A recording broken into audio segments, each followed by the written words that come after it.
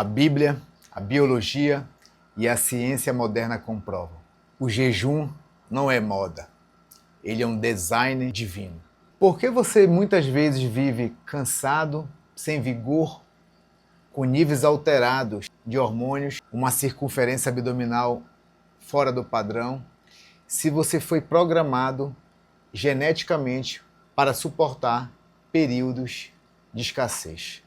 Eu vou te explicar. A maioria dos homens de Deus passaram por processos de jejum. Moisés, Elias, Daniel, Jesus. E se você hoje pratica jejum com viés espiritual, você sem dúvida cresce quando se pensa em intimidade com Deus.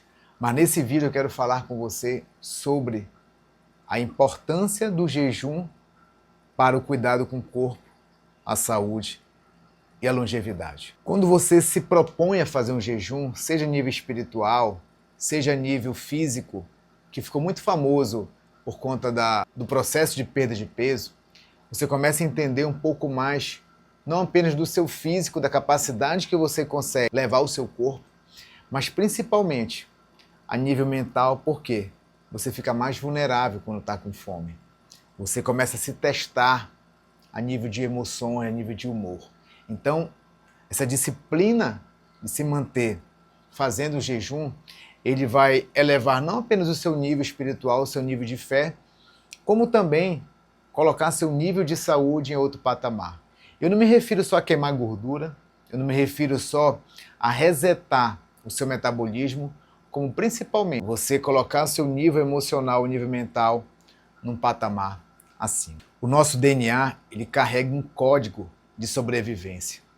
Talvez você pense assim, caramba, eu não consigo fazer jejum porque eu passo mal, me dá tontura, me dá cara branca, eu fico mal-humorado. Só que você ainda não entendeu é que o nosso corpo, ele foi projetado, fomos moldados por milhares de anos para suportar a ausência de comida e não em comer de 3 em 3 horas. O corpo humano, quando você faz jejum, ele entra em modo de reparo, de ajuste, de limpeza, e não de colapso, e não de perda. Yoshinori Oshumi, em 2016, ganhou o Prêmio Nobel de Medicina por desvendar toda a estrutura por trás do jejum. A partir do processo conhecido como autofagia, ele mostrou que o nosso corpo tem realmente um processo de autorregeneração, auto é para si, fagia é comer, ou seja, comer células que estão ali consideradas mortas, danificadas, e a partir daí o nosso corpo entra num processo de reciclagem e ativa genes de sobrevivência. Ou seja, quando você fica pelo menos 12 horas, uma vez na semana que seja, em jejum, você ativa um botão de autolimpeza no seu corpo. E agora eu vou te explicar por que nós não conseguimos mais fazer naturalmente esse processo de autolimpeza por vivermos numa dieta ocidental. Quando você baixa seus níveis de açúcar no sangue, a partir de 12 horas, lá no fígado, ele reseta, assim como diminui os estoques dentro do nosso músculo. E a partir daí, olha como é uma loucura isso aqui. Você é como se apertasse um disjuntor, mudasse a chave do seu metabolismo.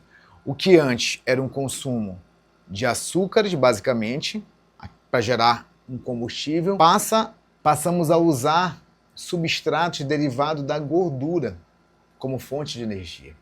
E a partir de um produto final dessa queima da gordura como fonte de energia, do ácido graxo, você sobra acetona. A partir desse ambiente cetogênico, você libera substâncias que num estado superalimentado como nós normalmente fazemos, comendo de 7 da manhã até as 22 horas, 23 horas, você não dá tempo do seu corpo entrar nesse processo. O que acontece na prática? Você tem um nível de foco maior porque você aumenta o nível de BDNF, que é um fator neurotrófico derivado do cérebro. Isso tem uma relação hoje, isso que ajudou a premiar esse japonês que eu citei com o Prêmio Nobel, porque pode ser uma das explicações para retardar o nível, o risco de doenças como Alzheimer, Parkinson e demência. O jejum, ele reduz a inflamação central do nosso corpo e ativa um estado maior de performance cerebral. O cérebro em jejum, ele é diferente de um cérebro fraco. Cérebro em jejum, ele é igual a um cérebro mais alerta, com a cognição mais atenta. Isso é fundamental para você que busca mais performance no seu trabalho, nos seus estudos. Agora eu vou explicar para vocês os tipos de jejum. A gente, tecnicamente, como eu já falei, a partir de 12 horas, entre uma refeição, a última refeição do seu dia e a seguinte, 12 horas já tem tecnicamente um processo de jejum. Tem técnica de 14 horas, jejum 16 horas. O mais conhecido é quando você faz 16 para 8. Ou seja, você faz uma última refeição às 8 da noite, 16 horas depois vai dar no meio-dia. Então você fica esse período com essa janela para fazer o seu corpo ter essa reciclagem. Tem outros protocolos de você manter 5 dias uma alimentação mais saudável e fazer 2 dias apenas de 18 horas de jejum. Quem pode e quem não pode fazer o jejum? Se você tem o interesse de ter mais saúde, reduzir os níveis de glicose no seu corpo, isso vale também para pacientes que têm diabetes. Se você quer ter uma mente mais afiada, um cérebro afiado, o jejum pode ser um aliado para você.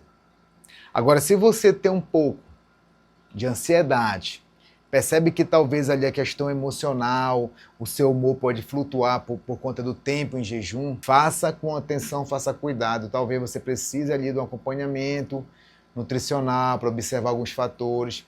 Mas o primeiro ponto é entender que a sua alimentação já deve estar com um padrão mais saudável para que você consiga fazer boas escolhas.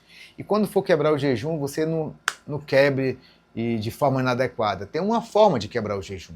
E dentro disso eu vou trazer agora alguns fatores, alguns erros que muitas pessoas cometem por estarem buscando informações na internet de maneira muito genérica. Primeiro erro, não beber água. O seu corpo vai pedir um pouco mais de hidratação.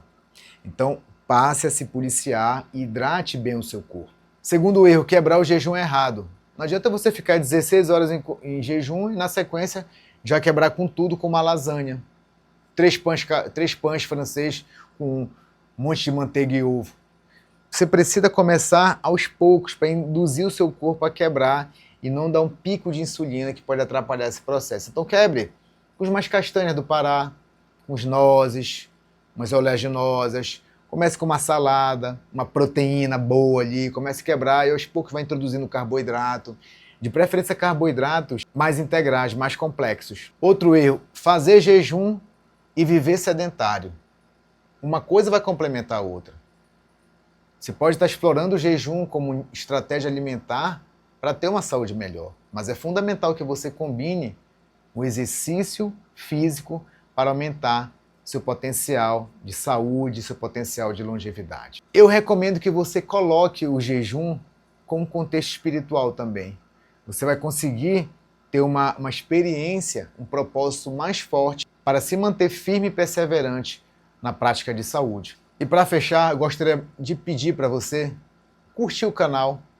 Se você ainda não curte, você curta o vídeo aqui, compartilhe com um amigo seu, com uma amiga que tem vontade de conhecer mais sobre o jejum, que quer crescer a nível físico, a nível mental e também espiritual. E se você nunca jejuou, comece aos poucos, comece com 12 horas, vai experimentando, vai sentindo os benefícios, comece a adotar aos poucos essa prática. Comece uma vez por semana para sentir. Depois você vai aumentando um pouquinho o tempo, de 12 para 14, de 14 para 16. Espero que esse vídeo tenha lhe ajudado a entender um pouquinho mais da nossa saúde, da nossa biologia e de que maneira podemos usar estratégias, hábitos saudáveis para elevar não só o nosso espiritual, mas o nosso corpo e a nossa mente.